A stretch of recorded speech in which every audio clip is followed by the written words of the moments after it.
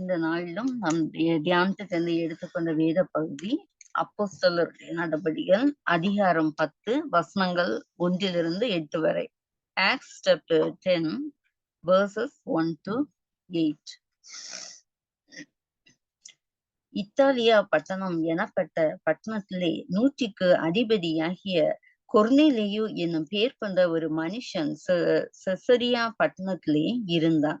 அவன் தேவ பக்தி உள்ளவனும் தன் வீட்டார் அனைவரோடும் தேவனுக்கு பயந்தவனுமாய் இருந்து ஜனங்களுக்கு மிகுந்த தர்மங்களை செய்து எப்பொழுதும் தேவனை நோக்கி ஜெபம் பண்ணி கொண்டிருந்தான். பகல்லே ஏறக்குறைய 9ஆம் மணி நேரத்திலே தேவனுடைய தூதன் தன்னிடத்தில் வரவும் கொர்நேலியுவே என்று அழைக்கவும் பிரத்தியாட்சமாய் தரிசனம் கண்டு அவனை உற்று பார்த்து பயந்து, ஆண்டவரே என்ன என்றான். அப்போது அவன், உன் ஜெபங்களும் உன் தர்மங்களும் தேவனுக்கு நினைப்பூட்டுதலாக அவர் சன்னதியில் வந்து எட்டி இருக்கிறது. இப்பொழுது நீ யோப்பா பட்டணத்துக்கு மனுஷரை அனுப்பி பேதுரு என்ற மறுபெயரை கொண்டு சீமோனை அழைப்பி, அவன் தோல் பதனிடுகிறவனாகிய சீமோன் என்னும் ஒருவனிடத்தில் தங்கி இருக்கிறான். அவனுடைய வீடு கடலோரத்தில் இருக்கிறது.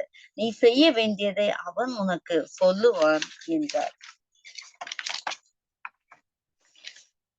கொர்நேலியு தன்னுடனே பேசின தேவ தூதன் போன பின்பு தன்னுடைய வீட்டு மனுஷரில் 2 பேரையும் தன்னிடத்தில் சேவிக்கிற போர் சேவர்களையும் தேவ பக்தியுள்ள ஒருவனையும் அழைத்து எல்லாவற்றையும் அவருக்கு விசாரித்து சொல்லி அவர்களை யோப்பா பட்டணத்துக்கு அனுப்பினான்.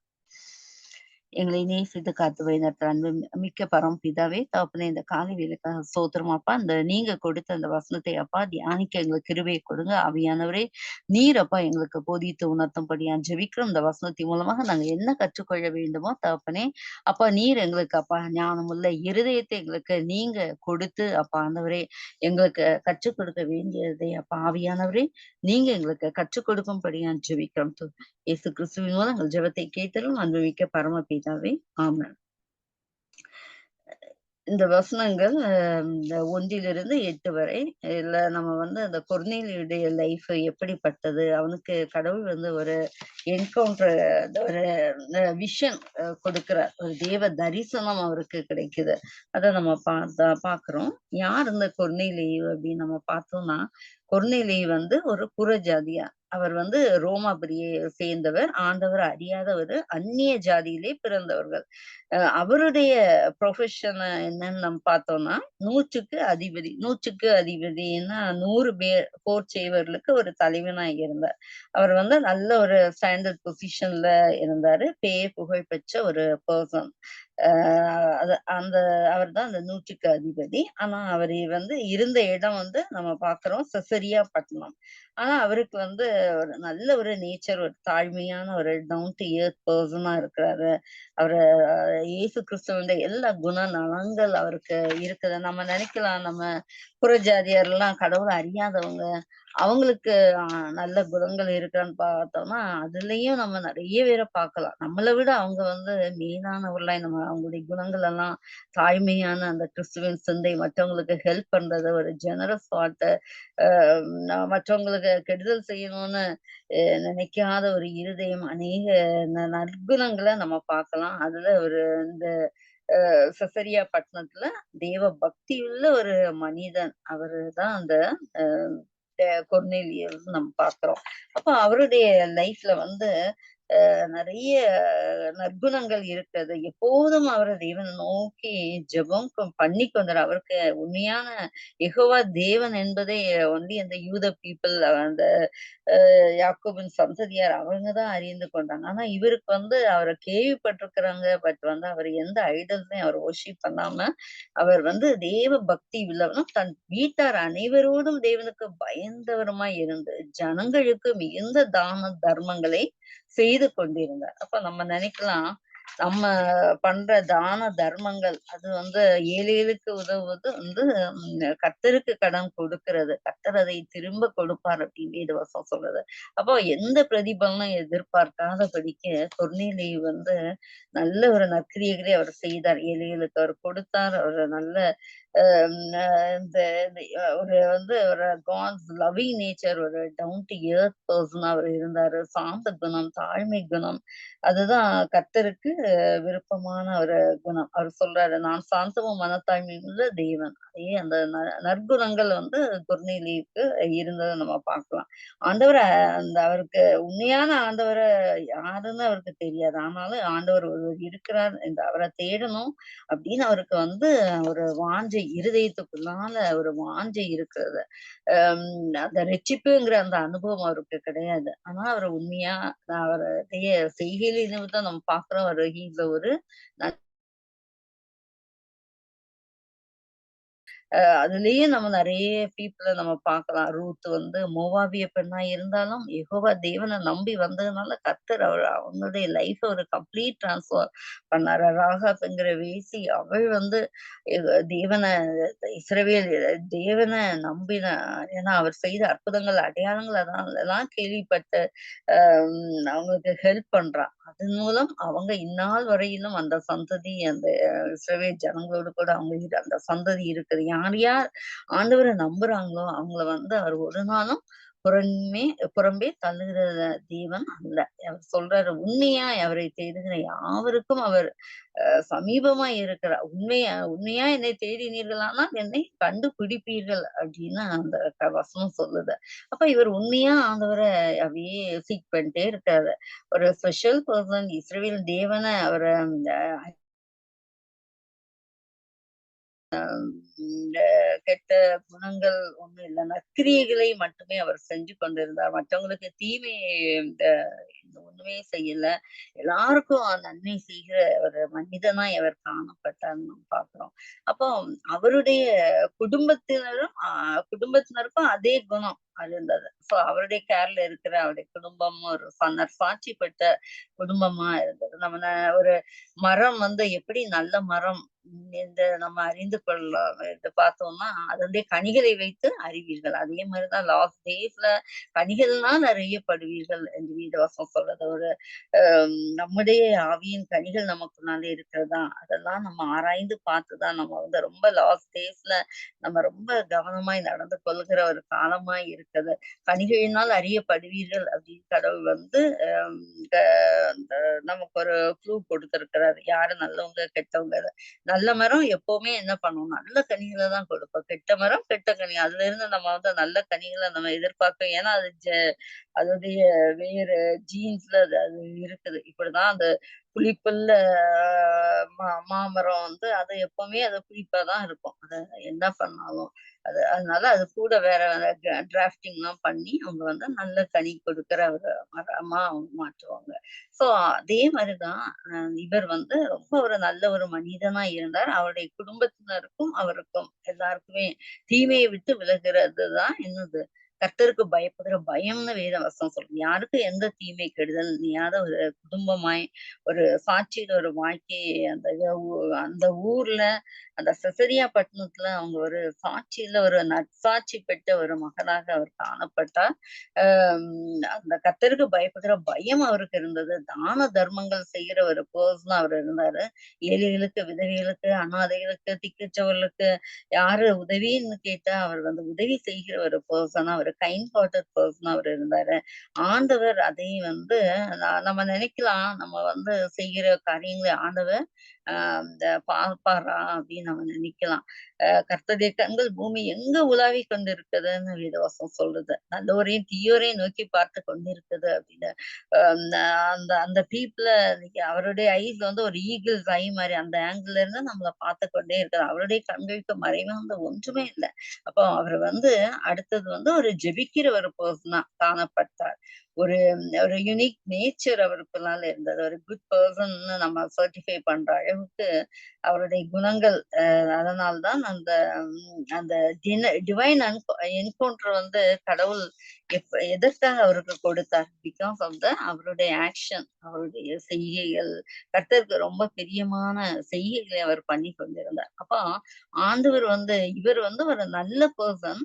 நம்மலாம் நமக்கெல்லாம் தெரியும் பாவிகள தான் ஆண்டவர் நேசிக்கிறார். ஆனா இவ இவருடைய லைஃப் நம்ம பார்த்தோம்னா, நல்லவர்களையும் அவர் தேடி வந்து ரட்சிப்பை கொடுக்கிற தேவனா இருக்கிறார். அப்ப அந்த கொர்நேலியுடைய ஸ்டோரியில நம்ம அத பார்க்கிறோம்.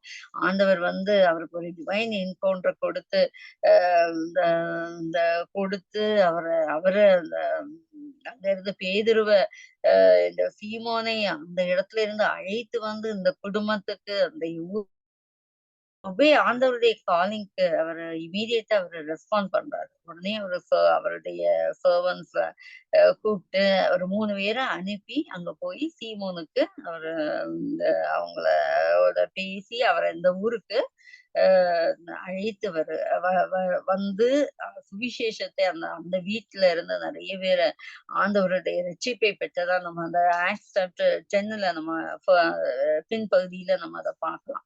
அப்ப வந்து அவங்க வந்து நம்ம வந்து ஆக்ட்ஸ் அப்போஸ்தலர் 10:22 பார்த்தோம்னா, இந்த பீப்பிள் அவர் 3 பேர அனுப்புறாரு. அவருடைய நம்ம அந்த வசனத்துல நம்ம பார்க்கிறோம். அம் அவர் அ எங்க அவரு பேதுரு இருக்கிறாருன்னு சொல்றாங்க. எந்த இடத்தையும் ஆவியானவர் வந்து தேவதூதர் வந்து சொல்றாரு. உடனே கொர்நேலியு என்ன என்ன பண்றான், அந்த டிவைன் என்கவுண்டருக்கு அப்புறம் கொர்நேலியு தன்னுடனே பேசின தேவதூதன் போன பின்பு, தன்னுடைய வீட்டு மனுஷரில் 2 பேரையும் தன்னிடத்தில் சேவிக்கிற போர் செய்வர்களில் தேவ பக்தியுள்ள ஒருவனையும் அழைத்து எல்லாவற்றையும் அவருக்கு விவரித்து சொல்லி அவர்களை யோப்பா பட்டணத்துக்கு அனுப்பினார். அப்போ அந்த யோப்பா பட்டணத்துக்கு அங்கதான் பேதுரு இருக்கிறாரு. சீமோன் என்பவனுடைய இந்த வீட்டுல அவர் தங்கி இருக்கிறார் என்று எல்லாம் அவருக்கு சொல்லப்படுறது. அப்ப 3 பேர் அதுவும் அவர் காட் ஃபியரிங் பர்சனா சூஸ் பண்ணி அனுப்புறாரு. நம்ம அத நம்ம பார்க்கலாம். அவங்க வந்து போய் சீமோன் பேதுருவ அவங்க சந்திக்கும் போது அவங்க வந்து சொல்ற அவர குறித்து அவருடைய பீப்பிள் வந்து நற்சாட்சி கொடுக்குறாங்க. அப்போஸ்தலர் 10:22 இத பார்க்கலாம். அதற்கு அவர்கள் நாம் இந்த அவர் நீதிமான் நீதிமான் சொல்றாங்க. தேவனுக்கு பயப்படுகிறவனும், புறஜாதிகள் எல்லாராலும் நல்லவன் என்று சாட்சி பெற்றவருமாகிய கொர்நேலியு என்னும் 100க்கு அதிபதி உம்மை தம்முடைய வீட்டிற்கு அழைப்பித்து உம்மால் சொல்லப்படும் வார்த்தைகளை கேட்கும்படி பரிசுத்த தூதனாலே தேவயத்தனமாய் கட்டளை பெற்றார் என்றார்கள். அப்போ அவங்க நற்சாட்சி கொடுக்குறாங்க. தேவனுக்கு பயப்படுகிறவன் நீதிமான்னு சொல்றாங்க. தேவனுக்கு பயப்படுகிற ஒரு மனுஷன்னு சொல்றாங்க. எல்லா ஜனங்கராலும் நல்லவர் என்று நற்சாட்சி பெற்ற கொர்நேலியு அந்த இன்னும் 100க்கு அதிபதி வந்து உம்மை அழைக்கிறார் என்று வந்து அவங்க சொல்றாங்க. அப்போ வேலைக்காரர் இன்னைக்கும் நம்மளுடைய லைஃப்ல நம்மள பார்த்து நம்ம வீட்ல உள்ள சர்வன்ட்ஸ், ஹெல்பர்ஸ், நம்ம சுற்றிலும் இருக்கிற இனத்தார், உற்றார், உறவினர்கள் நம்மள பற்றி கொர்நேலியுவுக்கு கொடுத்த நற்சாட்சி நமக்கும் கொடுக்க முடியுமான்னு நம்ம பார்ப்போம். நம்ம எந்தெந்த ஏரியாஸ்ல நம்ம வந்து நற்சாட்சி இல்லாம இருக்கிறோமோ, இந்த நாளிலும் நம்ம வந்து அந்த நற்சாட்சி பெறத்தக்கதாக நம்ம என்னென்ன கேரக்டர் டிரான்ஸ்ஃபர்மேஷன் நம்மள பண்ணணுமோ, நமக்குள்ளால பண்ண வேண்டுமோ, அதெல்லாம் நம்ம செய்ய கடனாளியா இருக்கிறோம். ஆவியானவர் அதை நமக்கு உணர்த்துவார். நம்ம எந்தெந்த ஏரியாஸ்ல நம்ம தவறுகிறோமோ, அந்த ஏரியாஸ்ல ஆண்டவர் ஒரு கில்ட்டினஸ்ஸ நமக்கு கொடுத்து, நமக்கு ஒரு குற்ற உணர்வ அவர் கொடுக்கிற தேவனாய் இருக்கிறார். அப்ப அவரு சொல்லும்போது நம்ம உடனே ஆண்டவரே என்னால இந்த குணங்கள விட முடியல. நீங்க எனக்கு ஹெல்ப் பண்ணுங்க. Holy spirit you help us அப்படின்னு நம்ம கேட்கும்போது, அவர் நமக்கு உதவி செய்கிற தேவனாய் இருக்க. அப்ப வந்து நம்ம பார்க்கிறோம். 9ஆம் மணி நேரம் ஆண்டவரை நோக்கி ஜெபிக்கிற தேவ மனிதனாய் இருந்தார். அப்ப 9ஆம் மணி நேரம் அவன் ஜெபம் பண்ணி கொண்டிருக்க நேரம் தான், இந்த மாரி அந்த செஞ்சுரியனா இருந்தப்ப எனக்கும் அவ்வளோ ஒரு பிஸி பெர்சன். ஆனாலும் அவர் வந்து ஜெபிக்கிறதுல ஒரு கான்சிஸ்டன்சி ஆஃப் பிரேயிங் அவருடைய லைஃப்ல இருந்துச்சு. இந்த டைம்ல நான் ஜெபம் பண்ற டைம். அதே மாரி நம்மளும் இந்த நாள்ல அவருடைய லைஃப்ல இருந்த நமக்கும் அந்த அந்த அந்த பிரேயர் டைம் அப்படின்னு நம்ம வச்சிருக்கிறோமா? ஜெபிக்கிற ஒரு டைம் நம்ம வச்சிருக்கிறோமா? அதே மாரி ஃபேமிலி பிரேயர் இந்த டைம்ல நாங்க பண்ணுவோம் அப்படின்னு ஒரு டிசிப்ளின் இருக்கதா. இவர் வந்து இந்த டைம் அவர் மிஸ் பண்ணியிருந்தா நம்ம இன்னொரு ஆங்கிள் யோசிக்கலாம். ஐயோ! என்னால முடியல.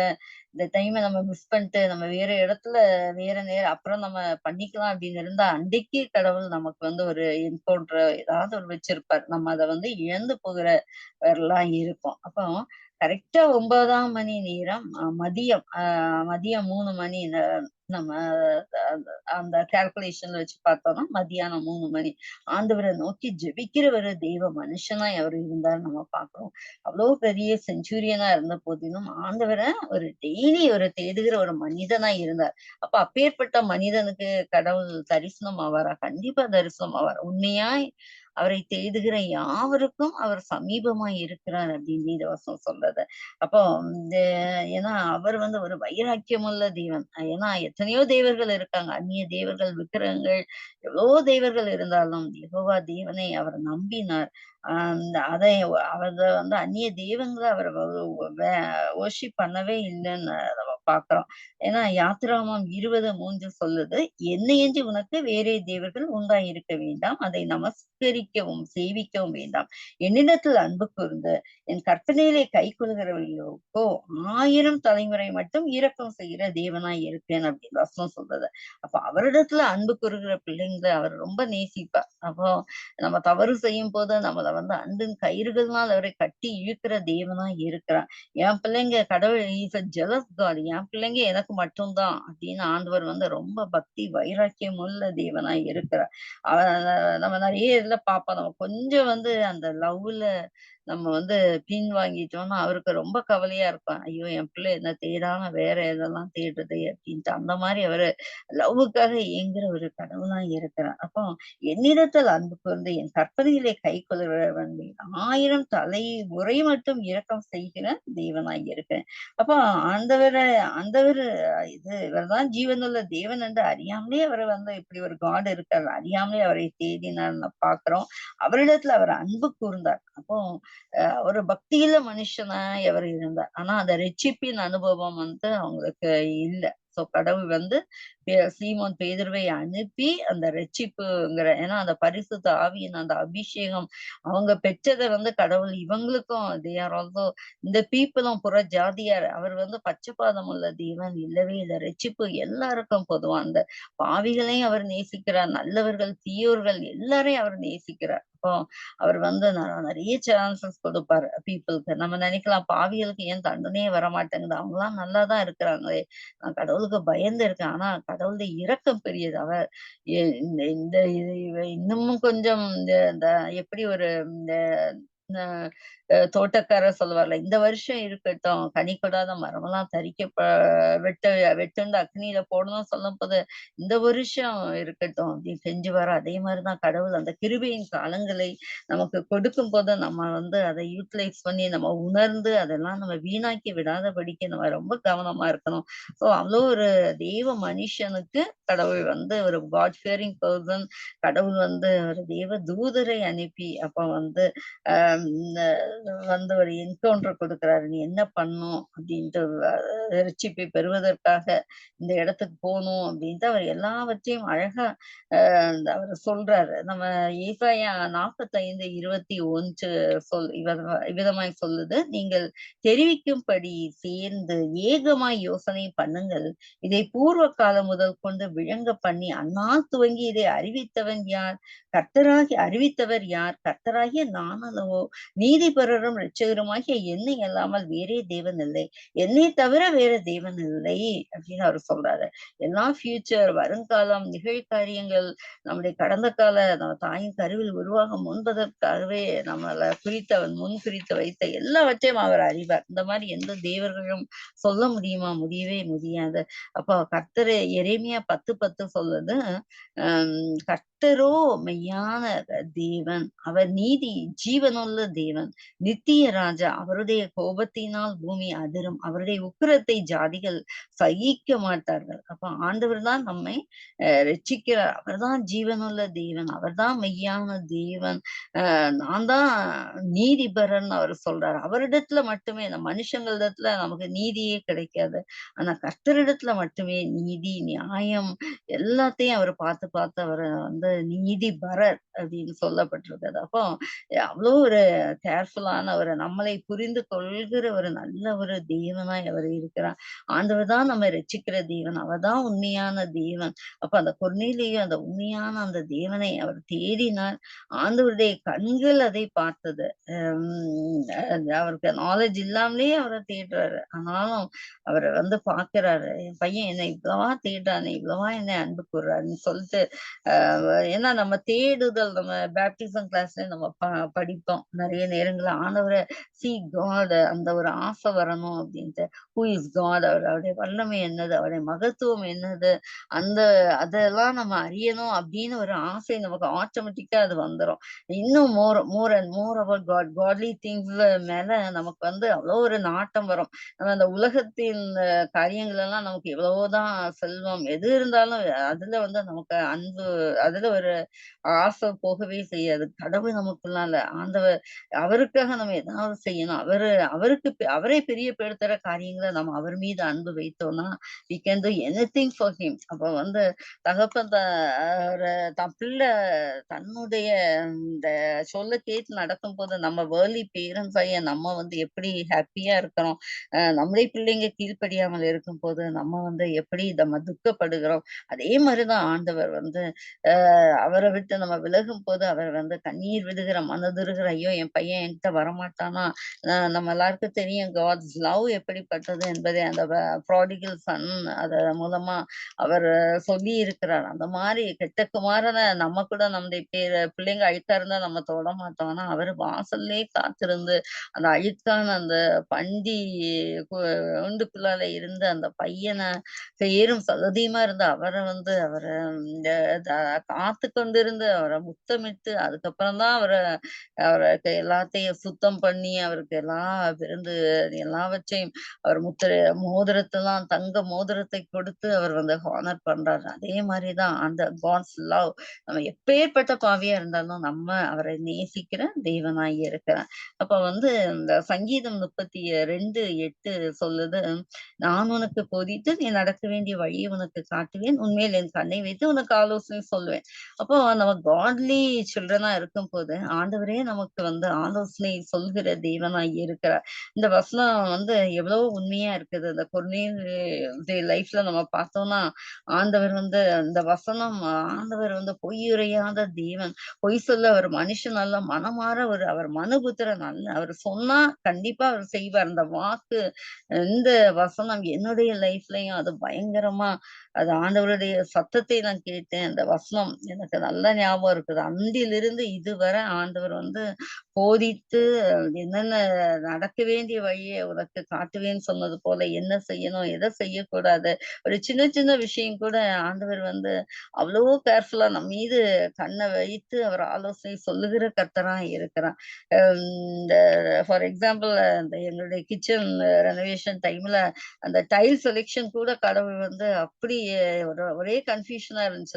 இது வேணா நாங்க செலக்ட் பண்ண பிடிக்கல. பட் கடவுள் வந்து அப்படியே அத பிக்சரைஸ் பண்ணி அத காண்பித்தார். அப்போ அந்த அளவுக்கு கண்ணை வைத்து நம்ம வந்து ஒரு ஸ்ட்ரகிள் ஆகுறோம். ஒரு இதுல நம்ம கன்ஃப்யூஸ் பண்றோம். நம்மளால டிசிஷன் மேக்கிங் பண்ண முடியல. அப்படின்னு சொல்லும்போது ஆண்டவர் வந்து நமக்கு வந்து ஆலோசனை சொல்கிற கர்த்தராய் அவர் வந்து இறங்கி வருகிறார். அப்போ இந்த கொர்னேலியஸ் லைஃப்ல நம்ம பார்க்கிறோம். கிளியரா இன்ஸ்ட்ரக்ஷன் கொடுக்கிறார். அவர் வந்து நான் உனக்கு போதித்து நீ நடக்க வேண்டிய வழியை உனக்கு காட்டுவேன். உன்மேல் என் கண்ணை வைத்து உனக்கு ஆலோசனை சொல்லுவேன். அப்படின்னு அந்த வார்த்தை வந்து கிளியர் இன்ஸ்ட்ரக்ஷன். அவர் வந்து தூதனம் பார்த்து முதல்ல கொர்நேலியை பயப்படுகிறாரு. எப்பவுமே நம்ம எவ்வளவோ பெரிய பெர்சனா இருந்தாலும், நம்ம வந்து நம்ம டைரக்ட் என்கவுண்டர் வரனால ரொம்ப பயப்படுவோம். நான் கூட ஆண்டவரு இந்த ஏசப்பா நான் தனியா இருக்கனாலலாம் வந்துராதீங்க. எனக்கு ரொம்ப பயம். என்னால அந்த மகிமையெல்லாம் தாங்கிக் கொள்ள முடியாது அப்படின்னு சொல்லியிருக்கேன். அப்ப கடவுள் வந்து அந்த கூட அவரு இந்த மனதுல வச்சுட்டு, எனக்கு அவரு தரிசனம் கொடுத்தது வெளிய நான் ரோட்ல வெளிய இந்த இந்த நடந்துட்டு போயிருக்க நேரம் ஒரு டிவைன் என்கவுண்டர் எனக்கு நடந்துச்சு. அ இந்த அப்படியே எல்லாம் இருளாயிடுச்சு. ஐ சா ஜீசஸ். அ வெளிச்சமா வெளிச்சம். அன்னிலிருந்து என்னுடைய குணங்கள் எல்லாமே அப்படியே மாறிடுச்சு. ஒரு டைரக்ட் டைரக்ட் என்கவுண்டர் வரும்போது, நம்மளால நம்ம ஆர்டினரி பெர்சனா இருக்கவே முடியாது. கடவுள் வந்து நம்முடைய குணங்கள் எல்லாம் அப்படியே அந்த வெளிச்சம் நம்மிடத்துல வரும்போது, நம்முடைய லைஃப் வந்து அப்படியே கம்ப்ளீட் டிரான்ஸ்ஃபர்மேஷன் நடக்கும். அப்போ அந்த இதுல வந்து நம்ம பார்த்தோம்னா, கிளியர் இன்ஸ்ட்ரக்ஷன் அவரு குடுக்குறாரு. தூதன பார்த்து அவர் பயந்தாரு. ஆனா அவர் கம்ஃபோர்ட் பண்றாரு. முதல்ல அவர் சொல்றாரு, "உன் ஜெபங்களும், உன் தர்மங்களும் தேவனுக்கு நினைவூட்டுவதாக. அவர் வந்து சந்நிதியில வந்து எட்டி இருக்குது." அப்படின்னு சொல்றாரு. அப்பதான் அவன் சொல்றான். அவன் நினைக்கிறான், உண்மையாவே ஆண்டவர் ஜெபத்தை கேட்கிற தெய்வம். தர்மங்கள் நம்ம செய்யறதெல்லாம் நான் செய்யறதெல்லாம் அவர் பார்க்கிற ஒரு தெய்வனா இருக்கிறார் என்று அவருக்கு அது புரியுது. அப்ப அதுக்கப்புறம் அவர் சொல்றாரு, யோப்பா பட்டணத்துக்கு மனுஷரை அனுப்பி பேதுரு என்ற மறுபெயர் கொண்ட சீமோனை அழைக்க வந்து அவர் ஆலோசனை சொல்கிறார். அப்போ அவருக்கு கடவுள தேடணும், அவருடைய ரட்சிப்ப பெற்றுக்கொள்ளணும்னு அவ்வளோ ஒரு தாகம் அவருக்கு இருந்தது. அந்த தாகத்தை அவர் போக்குகிறார். அப்ப பேதுரு வந்து எங்கே தங்கி இருக்கிறார்? அதை கூட அவர் சொல்லிக் கொடுக்கிறார். தோல் பதனினவராகிய சீமோன் வீட்டிலே அந்த யோப்பா பட்டணத்துல அவர தங்கி இருக்கிறாரு பேதுரு. யோப்பா பட்டணத்துல சீமோன் தோல் பதனிடுகிறவராகிய சீமோன் வீட்ல அதக்கூட அவரு சொல்றாரு. அப்புறம் வந்து யோப்பா பட்டணத்துல அவர் வீடு எங்க இருக்குது? அதக்கூட அவரு சொல்றாரு. ரொம்ப I was meditating so amazing to see. சீமோனுடைய வீடு கடல் ஓரத்தில் இருக்கிறது அப்படின்னு அதை கூட அவரு சொல்றாரு. அவருடைய வீட்டு லொகேஷன கூட அவர் அறிந்திருக்கார். அப்படியே கண்கள் ஆண்டவருடைய கண்கள் எவ்வளவு அழகா குளோஸா எல்லாத்தையும் வாட்ச் பண்றார். நம்ம நினைக்கலாம் நம்ம படுகிற கஷ்டங்கள், நாம் போடுகிற பாதை அவர் அறியல, ஏசப்பா நான் என்ன பார்க்கல அப்படின்னு நினைக்கலாம். பட் அவர் அப்படி அல்ல. நாம் போகிற யோபு சொல்றார், நாம் போகிற வழியை அவர் அறிவார். எல்லாமே டார்க்கா தான் இருக்குது. ஆனா யோபு வந்து விசுவாசத்தோடு சொல்கிறார், நான் போகிற வழியை அவர் அறிவார். ஆனா எனக்கு ஒண்ணுமே தெரியல, இருளா இருக்குது. ஆனா ஆண்டவர் அறிவார். அந்த அந்த விசுவாசம் நமக்கு வேணும். சில நேரம் கடவுள் வந்து குயட்டா இருப்பாரு. ஆனா கடவுள் he is doing something for us. அதுதான். அதனால தான் அவர் மௌனமா இருந்து என் பிள்ளை இந்த இந்த இதுல இந்த பாடுகளின் மத்தியில அவளுடைய ரியாக்ஷன் எப்படி இருக்குது? அவளுடைய ஃபெய்த் லெவல் எப்படி இருக்கிறது? அப்படின்னு டெஸ்ட் பண்றதுக்கு கூட ஆண்டவர் சம்டைம்ஸ் வந்து குயட்டா இருக்கலாம். சோ நம்ம வந்து நம்முடைய விசுவாசம் ஒரு நாளும் குன்றி போகவே கூடாது. நாளுக்கு நாள் அது பெருகிக் கொண்டுதான் இருக்கணும். கடவுள் இந்த நாள்ல நம்மள எதிர்பார்க்கிறார். அப்போ அவருடைய வீட்டு லொகேஷன கூட அவரு கூறுகிறார். எவ்வளவு அழகான ஆண்டவர் இல்ல. அவ்வளவோ அழகா அவர் க்ளோஸா எல்லாத்தையும் வாட்ச் பண்றாரு. நீ என்ன செய்யணும் என்பதை அவர் உனக்கு சொல்லுவார் அப்படின்னு அதை கூட அவர் சொல்றாரு. நீ அந்த அங்க போ. அவர் வந்து சீமோன் என்கிற மறுபேர் கொண்ட பேதுரு வந்து நீ என்ன பண்ணணும் எல்லாத்தையும் அவர் சொல்லுவார் அப்படின்னு சொல்றாரு. அப்புறம் வந்து அவருடைய தேடுதலுக்கு ஒரு ஆன்சர் அந்த தரிசனத்துல ஆண்டவர் கொடுக்கிறார். அப்ப நீ போ, ஆண்டவரை பற்றி தேடணும், அறியணும், அந்த ரட்சிப்பை வெளியேறப்பட்ட அந்த ரட்சிப்பு, அந்த சந்தோஷம் எவ்வளவு இருந்தும் கடவுள் இல்லாத ஒரு லைஃப நம்ம பார்த்தோம்னா that is a empty life. என்னமோ நமக்கு வந்து எல்லாம் இருக்கும், மணி இருக்கும், but there won't be any peace. அந்த ரட்சிப்புங்கிற அந்த சந்தோஷம் அது நமக்குள்ளால வரும்போது நமக்கு ஒண்ணுமே இல்லாம இருந்தாலும் we will be happy. We won't think about all the நமக்கு இல்லைங்கிறது குறித்து நம்மள சுத்திலும் அவ்வளவோ ப்ராப்ளம்ஸ் இருக்கு. ஆனா அது அது வழியா நம்ம எப்படி போறோம் நமக்கே தெரியாது. ஏன்னா நம்முடைய ட்ரஸ்ட் வந்து ஃபுல்லா கடவுளிடத்துல இருக்கிறது. அந்த ரட்சிப்பின் சந்தோஷத்தை அவர் கொடுக்கிற தேவனாய் இருக்கிறார். ஆஹ் அப்ப வந்து இந்த கொர்நேலி வந்து உடனே இம்மீடியட்டா ஆண்டவர் பேசின போது அவர் வந்து உடனே இருந்தார். ஓகே அப்புறம் பார்த்துக்கலாம், மெதுவா பார்த்துக்கலாம் அப்படி பண்ணவே இல்ல. அவர் உடனே இம்மீடியட்டாவே he reacted, obeys God's calling. இம்மீடியட்டா அத ரட்சிப்பு கடவுள் கொடுக்கறதுக்கு ஆசையா இருக்காரு. ஸோ இம்மீடியட்டா அவர் ரெஸ்பாண்ட் பண்றாரு. சர்வன்ட்ஸ கூப்பிடுறாங்க 2 பேரு ட்ரஸ்ட்வொர்தி பெர்சன்ஸ. அப்புறம் காட் ஃபியரிங் ஒரு சோல்ஜரையும் கூப்பிட்டு அவங்கள அந்த இடத்துக்கு அனுப்புனார். அப்புறம் வித்தின் 4 டேஸ் பேதுரு வந்து இங்க வர்றாங்க. இந்த இந்த இவங்க வீட்டுக்கு வந்து அந்த வீட்ல ஒரு பெரிய ரட்சிப்பு நடக்குது. அட் த சேம் டைம் கடவுள் வந்து இவங்களோடு கொர்நேலியுவோடு பேசின தேவன் at the same time Peter பேதுருவோடு கூட அவர் பேசுகிறார். அப்போ பேதுரு வந்து அவருக்கு வந்து ஒரு பெரிய இது ஒன்லி யூதர்களுக்கு தான் சுவிசேஷம் சொல்லப்பட வேண்டும் அப்படின்னு. ஏன்னா மத்தவங்களாம் அவங்க ஏன்னா புற ஜாதிகளுக்கு கிரேக்கர் என்றும் இல்லை. அதனால கடவுள் சொல்ற யூதர் என்று கிரேக்கர் என்றும் இல்லை. யார் யாரு அவங்க ரட்சிப்பதற்கு அவங்க விரும்புறாங்களோ அவங்க எல்லாருக்கும் அது இலவசமாய் கொடுக்கப்பட்டது. அப்ப அவருக்குள்ளால ஒரு பயம் இருந்துச்சு. நான் அந்த இந்த விருத்த சேதனம் இல்லாதவர்களுக்கு நான் வந்து எப்படி சுவிசேஷத்தை அறிவிப்பது அப்படின்னு. அந்த பாண்டேஜ் அது அவருக்குள்ளால இருந்த அந்த கட்டை கடவுள் வந்து உடைக்கிறார். ஒரு தரிசனத்தை கொடுக்கிறார். நம்ம பார்க்கிறோம். அ 6ஆம் மணி நேரத்துல பேதுரு ஜெபம் பண்ணி கொண்டிருக்கிறார். அது சைமல்டேனியஸா இங்க வந்து இது நடக்குது.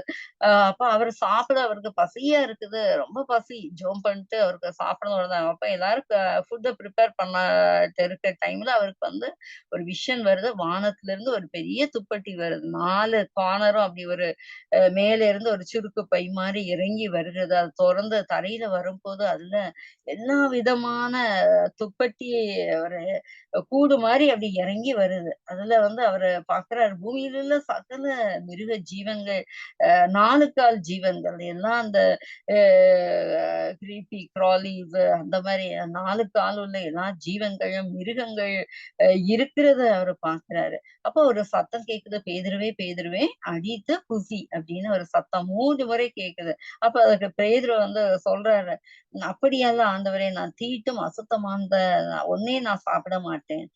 அப்போது தேவன் வந்து இந்த பேதுருவிடம் அவர் சொல்றாரு.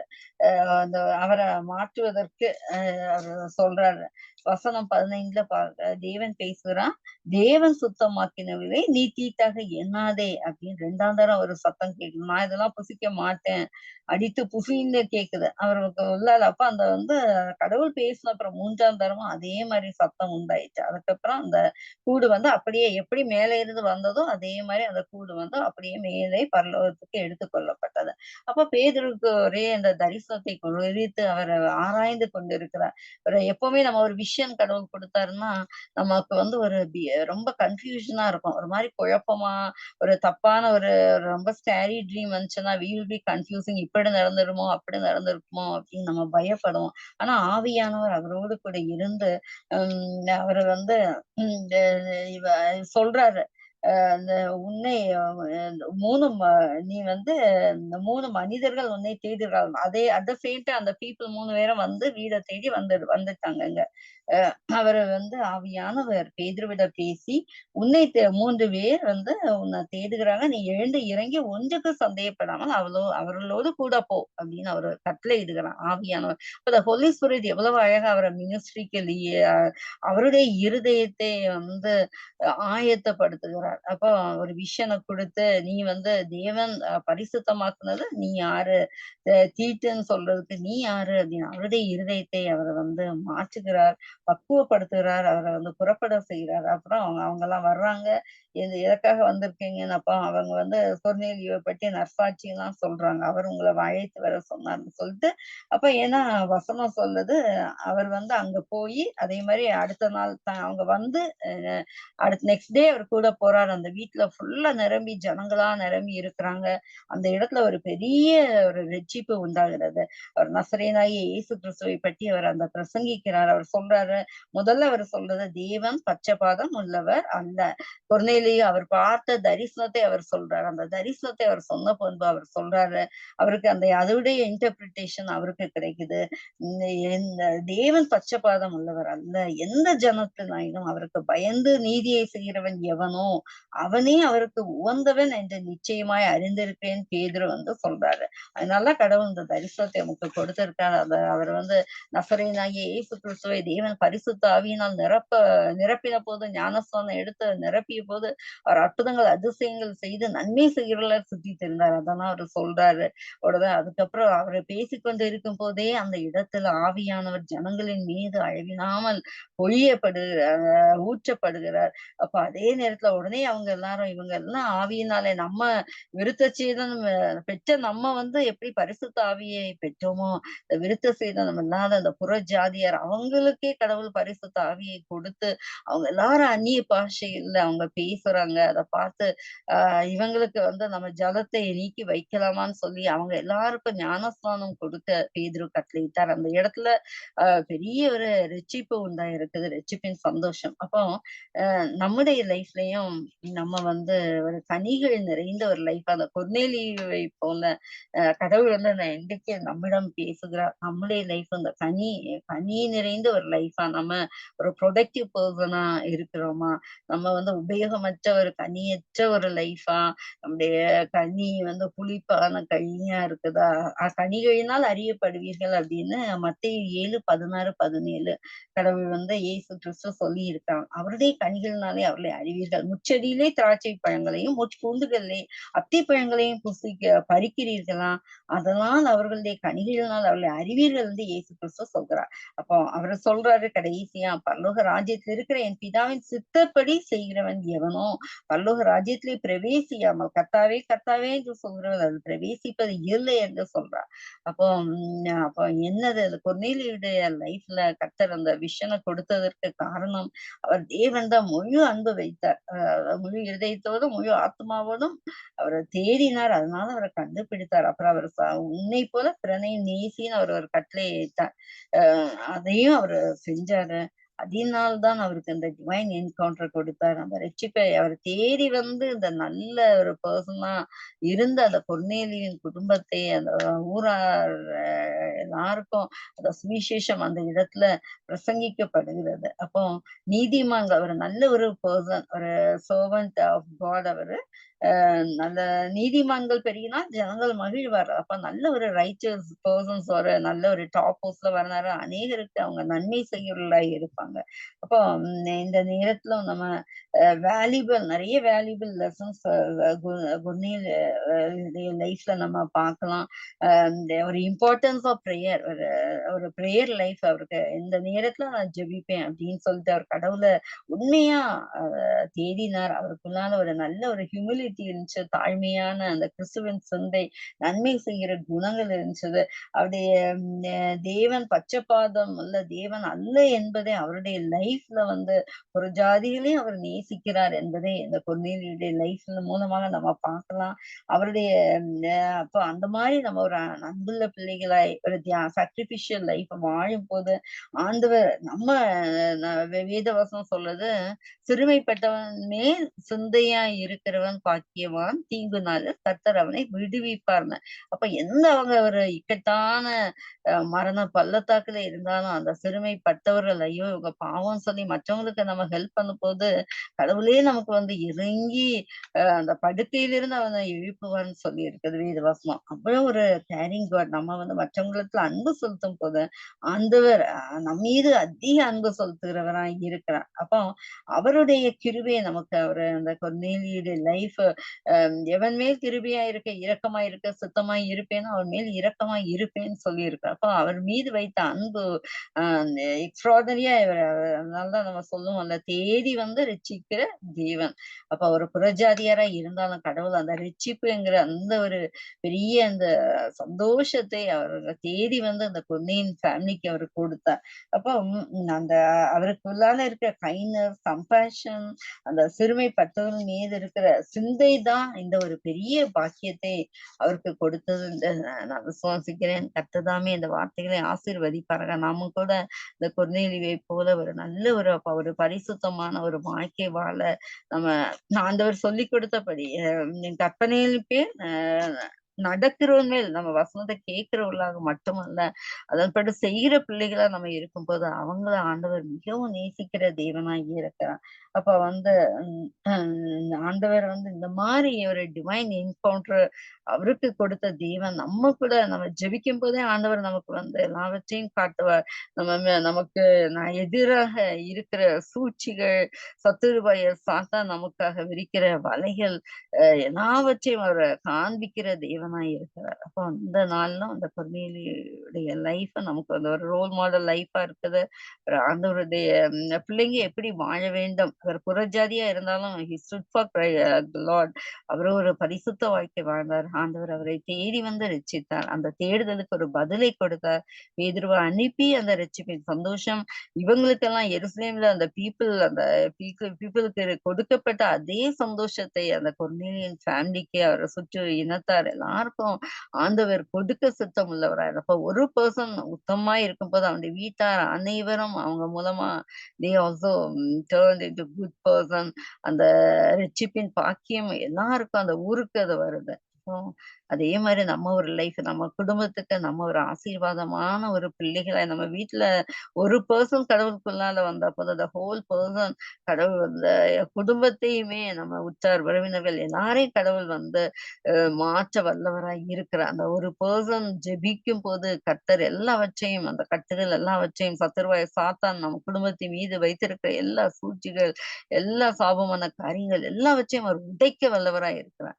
அது இந்த நாளும் கர்த்தர் தாமே இந்த வார்த்தைகளை ஆசீர்வதிப்பாராக. ஜெபிப்போம். அன்பின் பரலோக தகப்பனே, அப்பா இந்த நாளும் அப்பா நாங்க இந்த ஒரு குட் பெர்சன் புறஜாதியாரா இருந்தாலும் தகப்பனே கொர்நேலி ஒரு பெஸ்ட் பெர்சனா அப்பா ஒரு பெஸ்ட் ரோல் மாடல் பெர்சனா அவர் வாழ்ந்தார் அப்பா. ஆண்டவரை தேடினார் அப்பா. ஆண்டவரே நாங்களும் அப்பா ஆண்டவரே அதே மாதிரி ஒரு ஆசை எங்களுக்கு வேணும் அப்பா. உம்மீது நாங்க அன்பு செலுத்தணும் அப்பா. உன் தேவனாகிய கர்த்தரிடத்தில் உன் முழு இருதயத்தோடும் உன் முழு ஆத்மாவோடும் உன் முழு பலத்தோடும் அன்பு கூறுவாயாக. உன்னிடத்தில் நீ அன்பு கூறுவது போல பிறந்ததிலும் அன்பு கூர்மையாக இந்த வேதவசனம் சொல்றது போல அப்பா ஆண்டவரே எங்களை நாங்க எப்படி கேர் பண்றோமோ அதே மாதிரி நாங்க மற்றவங்களையும் நாங்க கேர் பண்ற பர்சன்ஸா மாற்றோமாப்பா. உம்மீது நாங்க இந்த ஃபர்ஸ்ட் லவ் வைக்க கிருபையை கொடுங்கப்பா. அப்பா நீங்க you are a jealous God என்று சொல்லி இருக்குது. அதுவும் அன்பில அப்பா ஆண்டவரே உண்மை விட்டு நாங்க யார நாங்க பின்னால போனாலும் அந்த வேண்டாத ஃப்ரெண்ட்ஷிப்லாம் நீங்க உடைத்து போடுகிறீங்க அப்பா ஆண்டவரே. உம்மோது நாங்க அநேக நேரங்கள்ல அந்த டைம் ஸ்பெண்ட் பண்ண வேண்டும் என்று அப்பா நீங்க விரும்புறீங்க. இந்த குவாலிட்டி டைம் அப்பா ஒரு அப்பா அந்த ஒரு ஃப்ரெண்ட்ஸுக்குள்ளால அந்த ஒரு இந்த நல்ல ஒரு கம்யூனிகேஷன் இல்லைன்னா அப்பா அந்த அந்த பாண்டிங்ல ஒரு ஒரு ஃபுல் அட்டாச்மெண்ட் வராதப்பா. அதே மாதிரி அப்பா அந்த நாங்க அப்பா பிள்ளையாக உடைய சமூகத்துல வரும்போது அப்பா நாங்க எல்லாவற்றையும் அப்பா மனுஷரிடத்துல நாங்க பொய் சொல்வதை விட உம்முடைய பாதத்துல வந்து நாங்க எல்லாத்தையும் நாங்க ஊற்றி விடும் போது அந்த தெய்வீக சமாதானம் எங்களை நிரப்புறதா இருக்குது அப்ப அந்த காலை வேளையில அந்த கொர்நேலியஸ் ஃபேமிலிக்கு நீங்க ரட்சிப்ப கொடுத்தீங்க அப்ப அத மாதிரி அப்பா ரட்சிக்கப்படாத எங்க பிள்ளைகள் எங்க குடும்பத்தார் உற்றார் உறவினர்கள் எல்லாரையும் கரத்துல ஒப்பு கொடுக்கிறோம் அப்பா ஆண்டவரே. நீங்கள் என்னை தெரிந்து கொள்ளவில்லை நான் உங்களை தெரிந்து கொண்டேன் என்று அப்பா நீங்க சொல்லி இருக்கீங்களே. எங்க எல்லாரையும் நீங்க தேடி வந்து ரட்சித்து இருக்கிறீங்க அப்பா.